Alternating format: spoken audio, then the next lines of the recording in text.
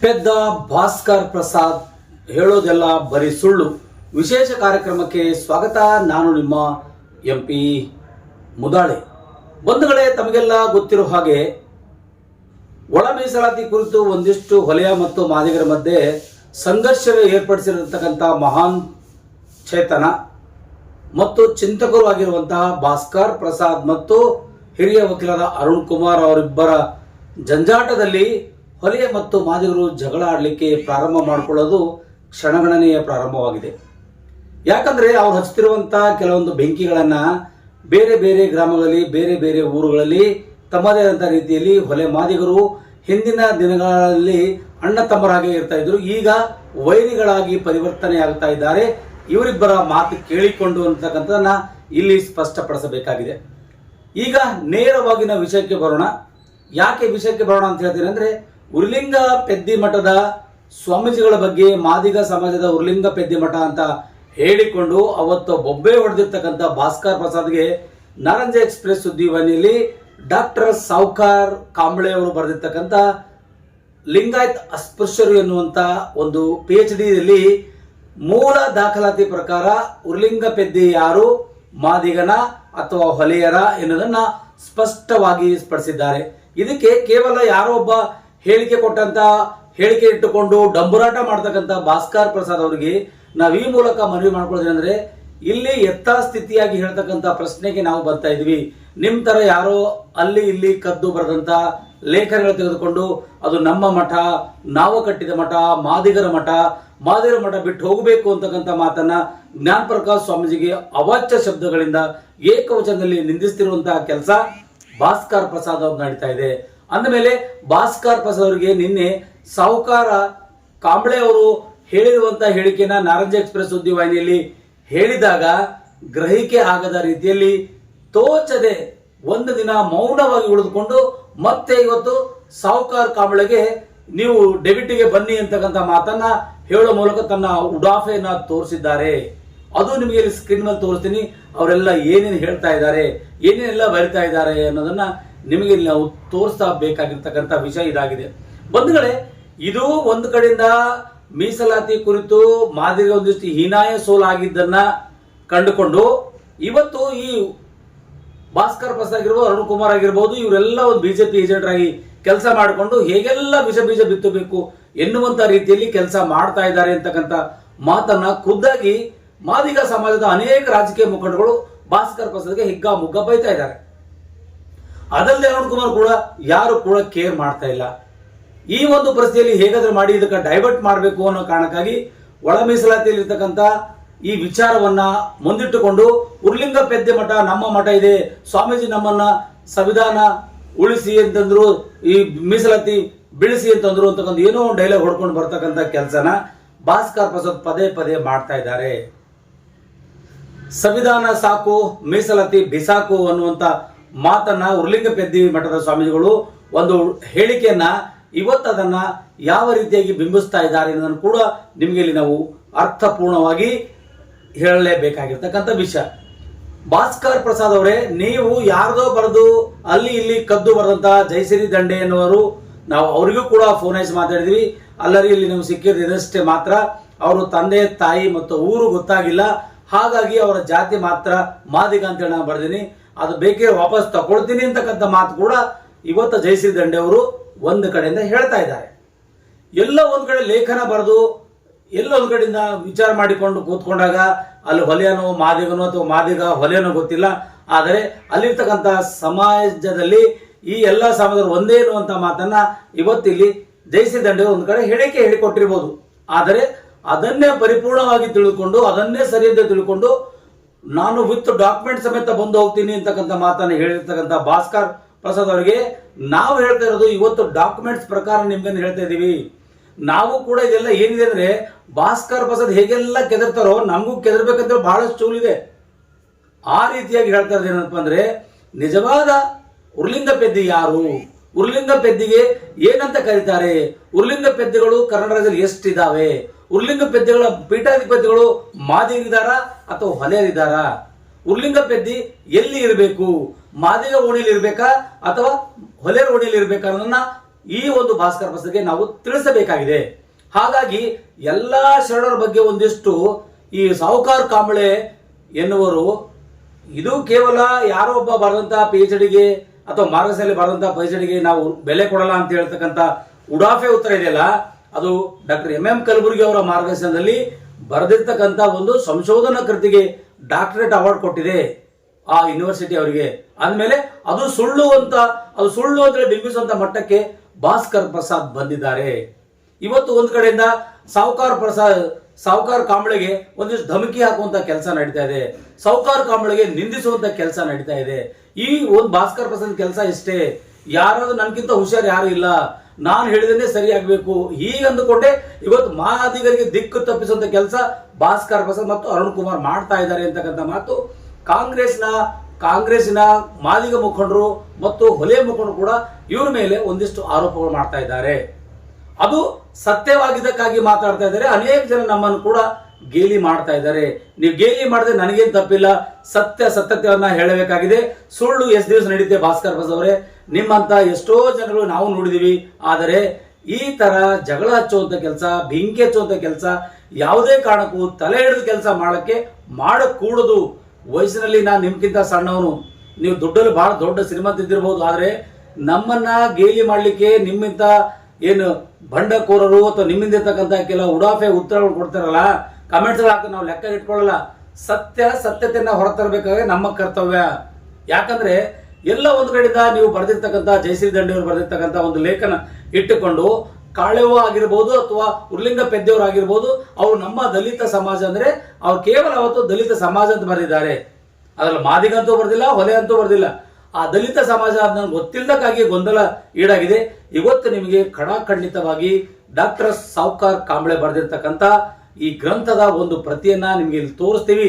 ನೀವು ತೋರಿಸೆಲ್ಲ ಉಲ್ಟಾ ಕಾಣ್ತಾ ಇತ್ತು, ನಾವು ತೋರಿಸೋದು ನೇರವಾಗಿ ಕಾಣಿಸುತ್ತೆ. ನೀವು ನೋಡಿ ಅದರ ಬಗ್ಗೆ ಒಂದಿಷ್ಟು ಕನ್ಕ್ಲೂಷನ್ ಮಾಡ್ಕೊಳ್ಬೇಡಿ.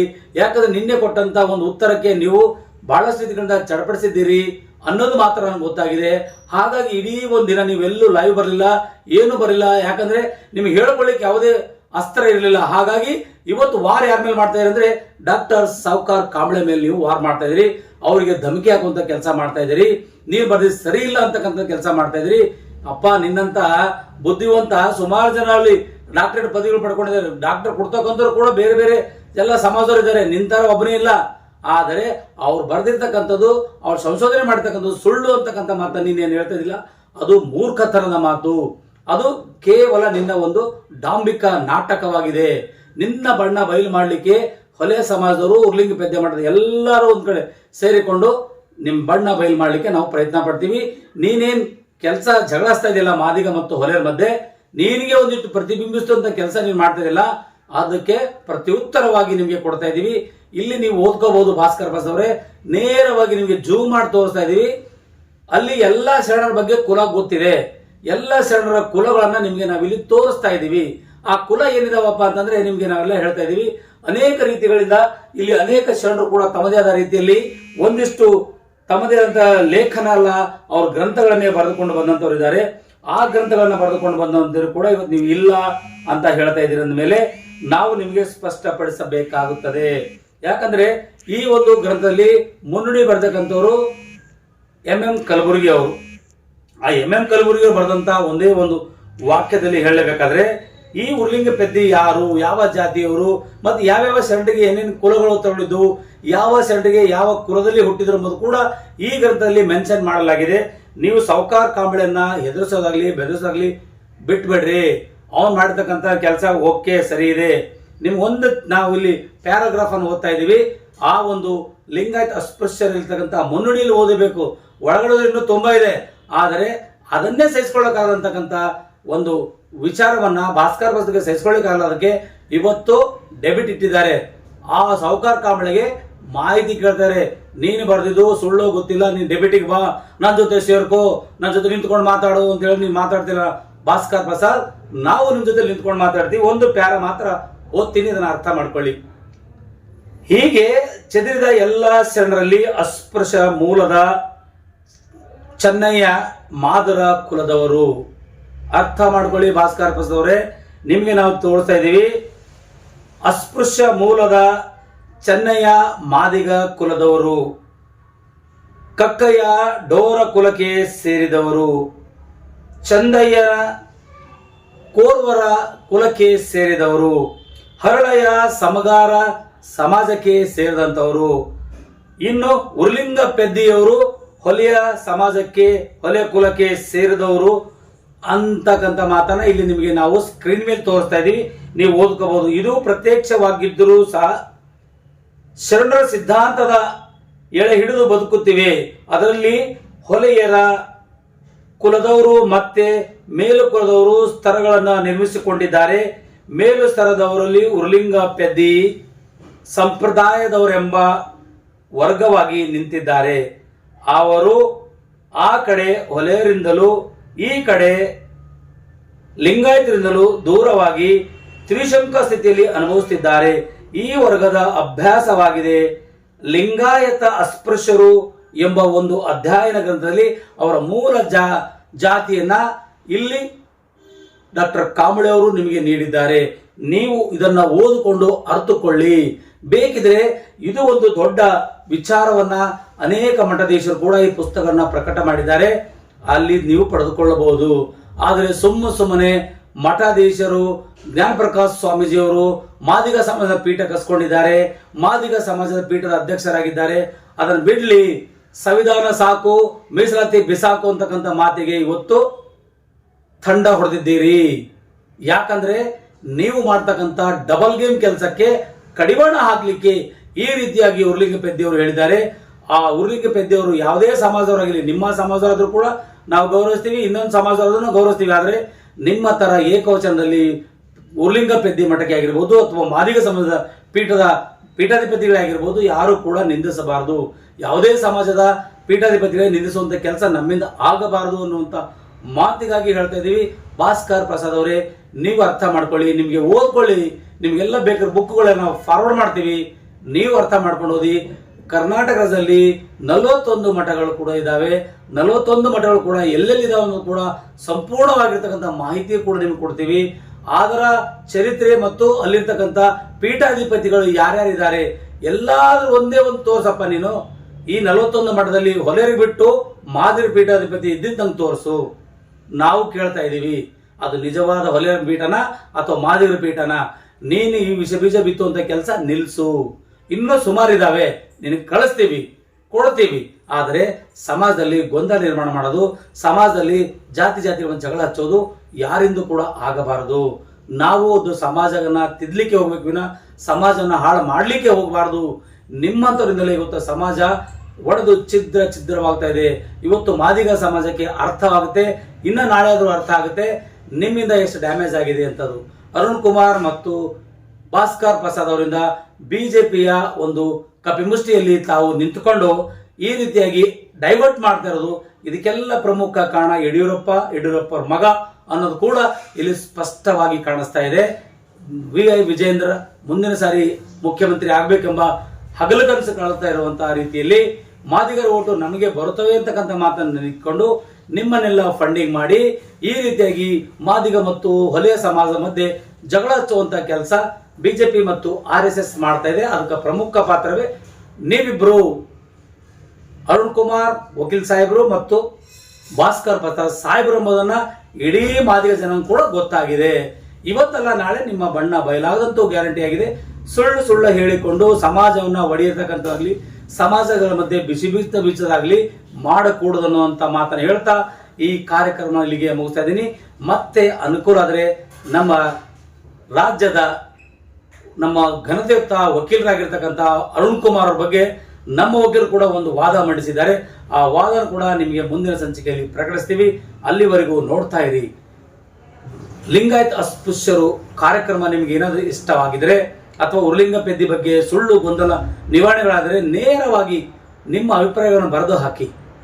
ಅಲ್ಲಿ ಯಾರು ಎತ್ತ ಏನು ಯಾವ ಕಾರಣಕ್ಕಾಗಿ ಹೇಗೆಲ್ಲ ಹೇಳ್ತಾ ಇದ್ದಾರೆ, ಮೀಸಲಾತಿಯನ್ನ ಕೈ ತಪ್ತಾ ಇರೋ ಕಾರಣಕ್ಕಾಗಿ ಈ ರೀತಿಯಾಗಿ ಈ ಹೊಲೆ ಮತ್ತು ಮಾದಿರ ಮಧ್ಯೆ ಜಗಳ ಹಚ್ಚುವಂತ ಕೆಲಸ ಮಾಡಲಿಕ್ಕೆ ಭಾಸ್ಕರ್ ಪ್ರಸಾದ್ ಮತ್ತು ಅರುಣ್ ಕುಮಾರ್ ಅವರು RSS ಗಳಿಂದ ಮತ್ತು ಬಿಜೆಪಿಯವರಿಂದ ಏನೋ ಒಂದಿಷ್ಟು ಕಪ್ಪು ಕೆಲಸ ಪಡೆದುಕೊಂಡು ಈ ರೀತಿ ಬಿಚ್ಚುತ್ತಾರೆ ಅಂತಕ್ಕಂಥ ಮಾತು ಮಾದಿಗ ಸಮಾಜದ ಮುಖಂಡರು ಕೂಡ ಹೇಳ್ತಾ ಇದ್ದಾರೆ. ನೀವೆಲ್ಲ ಹೇಳ್ತೀರಲ್ಲ ಭಾಸ್ಕರ್ ಪ್ರಸಾದ್ ಅವರೇ, ನಾವು ತೊಡೆ ತಟ್ಟು ಹೇಳ್ತೀವಿ ಕಾಂಗ್ರೆಸ್ ಅನ್ನು ಸೋಲಿಸ್ತೀವಿ ಅಂತೇಳಿ. ಹಾಗಾದರೆ ದಾವಣಗೆರೆ ಮತ್ತು ಬಾಗಲಕೋಟೆಯಲ್ಲಿ ಆಂಜನೇಯವರು ಕಾಂಗ್ರೆಸ್ ಅನ್ನು ಗೆಲ್ಲಿಸಿ ಅಂತ ಹೇಳ್ತಾ ಇದ್ದಾರೆ. ಹಾಗಾದರೆ ಎಲ್ಲಿ ಉಳ್ಕೊಂಡಿದೆ ನಿಮ್ಮ ಏಕತೆ, ಎಲ್ಲಿ ಉಳ್ಕೊಂಡಿದೆ ನಿಮ್ಮ ಒಂದು ವಿಚಾರ, ನಿಮ್ಮ ಮಾತು ಯಾರು ಕೇಳಲ್ಲ ಅಂತ ಗೊತ್ತಾಗಿದೆ. ಹಾಗಾಗಿ ಇವತ್ತು ಭಾಸ್ಕರ್ ಪ್ರಸಾದ್ಗೆ ಮತ್ತು ಅರುಣ್ ಕುಮಾರ್ಗೆ ಒಂದ್ ಕಡೆ ಧಿಕ್ಕರಿಸಿ ಆಂಜನೇಯ ಆಗಿರ್ಬೋದು, KH ಮುನಿಯಪ್ಪ ಆಗಿರ್ಬೋದು, ಅಬಕಾರಿ ಸಚಿವ ತಿಮ್ಮಾಪುರ್ ಆಗಿರ್ಬೋದು, ಹಾಗೂ ಇನ್ನೂ ಬಹಳ ಜನಗಳನ್ನ ನಿಮ್ಗೆಲ್ಲರಿಗೂ ಒಂದಿಷ್ಟು ಸೈಡ್ ಲೈನ್ ಮಾಡಲಿಕ್ಕೆ ಹೊರಟಿದ್ದಾರೆ.